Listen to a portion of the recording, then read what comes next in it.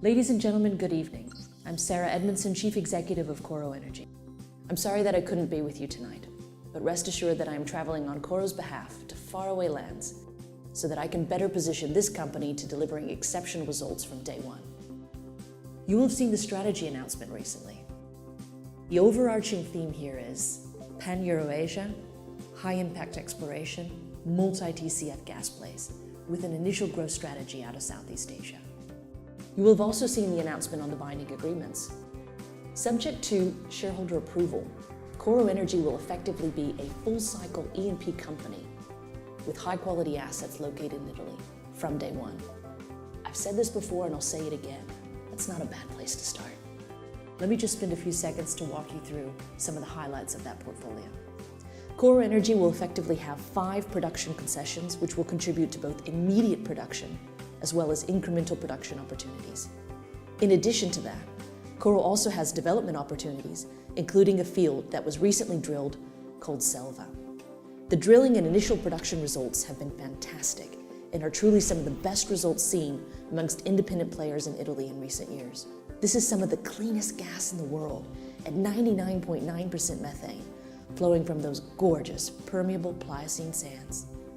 Another exciting development opportunity is Teodorico, which is an offshore gas development in the shallow waters of the Adriatic Sea.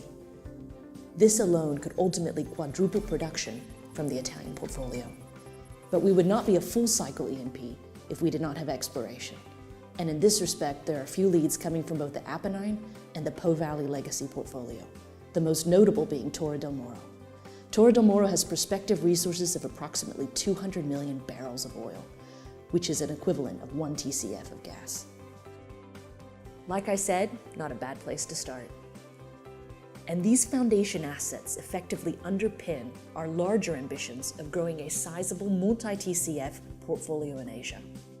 Now, we have very specific investment criteria for new acquisitions, and more to the point, jurisdictions where we would like to operate. Effectively, we're looking for gas, high-impact exploration, but we'd like to do that onshore or very shallow offshore. We're looking for areas where it's easy to commercialize that gas, which ultimately means that infrastructure is already in place. And we're looking for growing markets, but not just growing markets that have historically shown a strong and stable gas price.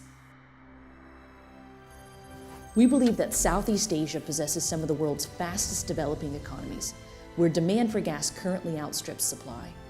Now, if you combine this with increasing growth across the region and the increasing shortage of gas in the major markets, this provides a compelling investment proposition for you, our investors, at this specific point in the cycle. Ladies and gentlemen, we are at a threshold, the starting line of a new beginning. Come and join us on the Coro Energy journey. Let's do this.